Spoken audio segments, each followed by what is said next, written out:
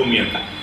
So ಜಿಲ್ಲಾಧಿಕಾರಿನೇ ಮಾಡಿರೋದು. ನನ್ನ ಪ್ರಕಾರ ಅವನ ಯಾವನೋ ದುರುಪಯೋಗ ಪಡಿಸ್ಕೊಂಡಿದ್ದಾನೆ ಅನ್ನೋದು ನಮಗೆ ಮುಖ್ಯ ಅಲ್ಲ, ನಮ್ಗೆ ಗೊತ್ತಿಲ್ಲ. ಜಿಲ್ಲಾಧಿಕಾರಿನೇ ಲಾಗಿನ್ ಐಡಿ ಕೊಟ್ಟು ಯಾಕೆ ಮಾಡಿಸಿಲ್ಲ? ಯಾಕೆ ನೀವೆಲ್ಲ ಏನು ಯಾವನೋ ದುರ್ಬಳಕೆ ಮಾಡ್ಕೊಂಡಿದ್ದಾನೆ, ದುರುಪಯೋಗ ಮಾಡ್ಕೊಂಡಿದ್ದಾನೆ ಅಂತ ಇದ್ದೀರಾ? ಜಿಲ್ಲಾಧಿಕಾರಿನೇ ಮಾಡಿರೋದು. ದಾವಣಗೆರೆಯಲ್ಲಿಲ್ಲ, ಉಡುಪಿಲಿಲ್ಲ, ಮಂಗಳೂರಲ್ಲಿಲ್ಲ ಸರ್ಕಾರಿ ಮೆಡಿಕಲ್ ಕಾಲೇಜ್. ಯಾಕಿಲ್ಲ? ಖಾಸಗಿಯವರು ಅವರು ಆ ಜಾಗಗಳಲ್ಲಿ ಬರೋದಿಕ್ಕೆ ಬಿಟ್ಟಿಲ್ಲ. ದಾವಣಗೆರೆಯಲ್ಲಿ ಶಾಮೂರು ಶಿವಶಂಕರ ಪಾಂಡ್ ಫ್ಯಾಮಿಲಿ ಬಿಟ್ಟಿಲ್ಲ. ಚಿತ್ರದುರ್ಗದಲ್ಲಿ ಅವನ ಜೈಲ್ಗೆ ಹೋದ್ನಲ್ಲ ಕಳ್ಳ ಸ್ವಾಮಿ ಆನಂದ, ಅವನು ಬಿಟ್ಟಿಲ್ಲ. ಉಡುಪಿ ಮಂಗಳೂರಲ್ಲಿ ಅಲ್ಲಿರುವಂತಹ ಒಂದು ಮಾಫಿಯಾ ಬಿಟ್ಟಿಲ್ಲ. ಚಿತ್ರದುರ್ಗದಲ್ಲಿ ಪರಮೇಶ್ವರ್ ಬಿಟ್ಟಿಲ್ಲ. ಉಂಡಾವರ್ತನೆ ಮಾಡ್ತಾರೆ ಅಂತ ನೋಡಿದ್ದೀರಾ? ನಾವು ನೀವು ಮನೆ ಇದ್ದಿದ್ರಿಂದ ಒಂದ್ ಸ್ವಲ್ಪ ಕಡಿಮೆ ಆಯ್ತು. ಮತ್ತೆ ನಮ್ಮ ಒಂದು 10-20 ಜನ ವಿಡಿಯೋ ಇಟ್ಕೊಂಡಿದ್ರು, ಇಲ್ಲಾಂದ್ರೆ ಬಿಡ್ತಾ ಇದ್ರ ಪೊಲೀಸರು. ಹೋರಾಟ ಅನ್ನೋದು ಸುಲಭ ಆಗಿದೆಯಾ? ನನಗೆ ವಾರದಲ್ಲಿ 2 ದಿವಸ ನಮ್ಗೆ ಬೆಂಗಳೂರಲ್ಲಿ ಕೋರ್ಟ್ನಲ್ಲಿ ಬೇಕು. ಇವ್ರಿಗೆ ಬಿಟ್ರೆ ಬಡ ಬಾಯಿ ಹಾಕೊಂಡ್ಬಿಡ್ತಾರೆ. ಇವತ್ತಿನ ಪೊಲೀಸರು ನೋಡ್ತಿದ್ದೀರಲ್ವಾ, ಆ ಬೀದಿಯಲ್ಲಿ ನಿಂತ್ಕೊಂಡು ಸುಲಿಗೆ ಮಾಡ್ತಾ ಇದ್ದಾರೆ. ವಿಡಿಯೋ ಮಾಡಿದ್ರೆ ಯಾಕೆ ವಿಡಿಯೋ ಮಾಡ್ತಿರ್ತಾರೆ? ಮಹಿಷಾಸುರ ಸುಮ್ಮನೆ ಸುಲಿಗೆ ಮಾಡ್ತಾರೆ, ಯಾಕೆ ಸುಮ್ಮನೆ ಮಾಡ್ತಿದ್ದೀರಿ ಅಂತಾರೆ. ತುಮಕೂರಲ್ಲ ಯಾರು ಚೇತನ್ ಕುಮಾರ್, ನೀವು ಯಾರು? ನಾನೇ ಕಳ್ಳತನ ನಡೀತಾ ಇದೆ, ರೇಪ್ ಆಗ್ತಾ ಇದೆ, ಕೊಲೆ ಆಗ್ತಾ ಇದೆ ಅಂದ್ರೆ ಪೊಲೀಸ್ ಮಾತ್ರ ಬರ್ಬೇಕಂತೆ. ಸಿಟಿಸನ್ ಅರೆಸ್ಟ್ ಅನ್ನೋದೊಂದಿದೆ ಮಾಡಿದೀವಿ. ಲೋಕಾಯುಕ್ತ ಭ್ರಷ್ಟಾಚಾರ ನಿಲ್ಲಿಸಿದಾರ.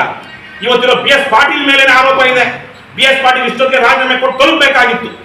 ಏನಿವ್ರೇನು ದೇವ್ರ? ನಾವು ದೇವ್ರೇ ಕೃಪೆ ತೋರ್ಸಪ್ಪ ಅನ್ನೋದಕ್ಕೆ. ನಿಮ್ಮ ಯೋಗ್ಯತೆಗಳು ಹೀಗಿದೆ, ನೀವು ಕ್ರಮ ತೆಗೆದುಕೊಳ್ಬೇಕಾಗಿತ್ತು, ತೆಗೆದುಕೊಂಡಿಲ್ಲ. ಈ ವಿಚಾರ ಹೋರಾಟ ಮಾಡ್ತೀವಿ ಅಂತ ನಾವು ಆಗ್ರಹ ಮಾಡ್ತೀವಿ. ಮನವಿ ಕೊಡೋದು KRS ಪಕ್ಷದ ಇದ್ರಲ್ಲಿ ಇಲ್ಲ. ಸರ್ಕಾರ ಯಾರ ಜವಾಬ್ದಾರಿ ಇದೆ ಅವ್ರಿಗೆ ಆಗ್ರಹ ನಾವು ತೋರಿಸ್ತೀವಿ. ಅವರಿಗೆ ನೀವು ಜವಾಬ್ದಾರಿ ಏನು ಅಂತ. ಅವ್ರು ಮಾಡೋದು ಬಿಡೋದು ಅವ್ರು ಬಿಟ್ಟಿರೋದು. ನಮ್ಮ ಹೋರಾಟ ನಡೆಯುತ್ತೆ ನಮ್ಮ ಈ ಇದರಲ್ಲಿ ಏನೋ ಇತಿಮಿತಿಗಳಲ್ಲಿ.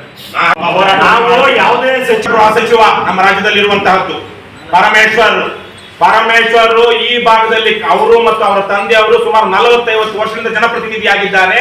ತುಮಕೂರು ನಮ್ಮ ರಾಜ್ಯದಲ್ಲಿ ಅತ್ಯಂತ ದೊಡ್ಡ ನಗರಗಳಲ್ಲಿ 4ನೇದೋ 5ನೇದೋ ಬರುತ್ತೆ. ಇವತ್ತು ತುಮಕೂರು ಜಿಲ್ಲೆ, ಬೆಳಗಾವಿ ಜಿಲ್ಲೆ ಬಿಟ್ಟರೆ ರಾಜ್ಯದ ಅತಿ ದೊಡ್ಡ ಜಿಲ್ಲೆ. ಈ ಜಿಲ್ಲೆಗೆ ಈ ಹೊತ್ತಿಗೂ ಒಂದು ಸರ್ಕಾರಿ ಮೆಡಿಕಲ್ ಕಾಲೇಜ್ ತರೋದಕ್ಕೆ ಇಂಥ ದೊಡ್ಡ ದೊಡ್ಡ ರಾಜಕಾರಣಿಗಳ ಯೋಗ್ಯತೆ ಇಲ್ಲ.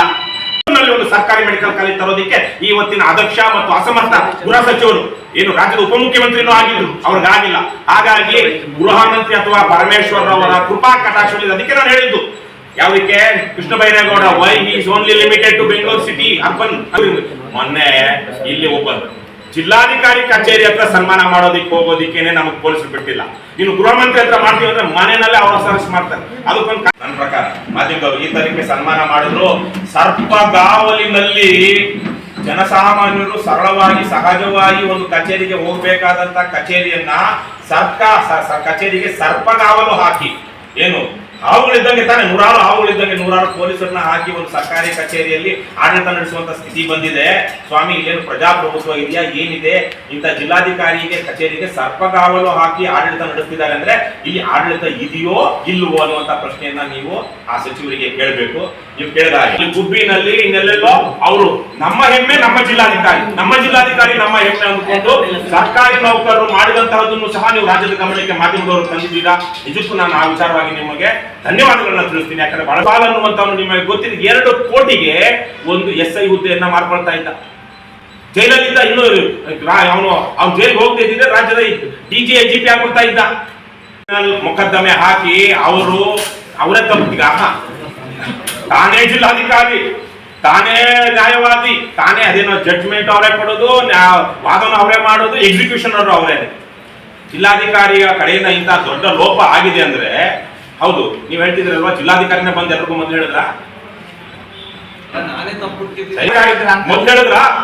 ನಾನು ಪತ್ರಿಕಾಗೋಷ್ಠಿ ಕರೆದಿದ್ದೀನಿ, ಇವತ್ತು ಬನ್ನಿ ಪತ್ರಕರ್ತರೆ, ನಾವಿವತ್ತು ಬಹಳ ಗಂಭೀರವಾದಂತಹ ಒಂದು ಲೋಪ ಆಗಿದೆ, ನನ್ನ ಹೆಸರನ್ನ ಇಲ್ಲಿ ದುರ್ಬಳಕೆ ಆಗಿದೆ, ನಾನು ನಿಮಗೆ ಮೊದಲು ಹೇಳ್ತಾ ಇದ್ದೀನಿ, ಇಲ್ಲಿ ತನಕ ಇದು ಯಾರಿಗೂ ಗೊತ್ತೇ ಇರಲಿಲ್ಲ ಅಂದ್ರ ಮಾಧ್ಯಮಗಳಲ್ಲಿ ವರದಿ ಬಂದ ಮೇಲೆ ಇವ್ರು ಏನೇನೋ ಆಗಿ ತಮ್ಮನ್ನು ಮುಚ್ಚಿಟ್ಕೊಳ್ಳೋದಿಕ್ಕೆ ಇವತ್ತೇನಾಗ್ಬಿಟ್ಟಿದ್ದಾರೆ, ಜಿಲ್ಲಾಧಿಕಾರಿಗಳು ಸ್ಥಳೀಯ ರಾಜಕಾರಣಿಗಳ ಜೊತೆಗೆ ಶಾಮೀಲಾಗಿ ಒಂದು ಫ್ಯೂಡಲ್ ವ್ಯವಸ್ಥೆಯನ್ನ ಕಟ್ಟಿಬಿಟ್ಟಿದ್ದಾರೆ.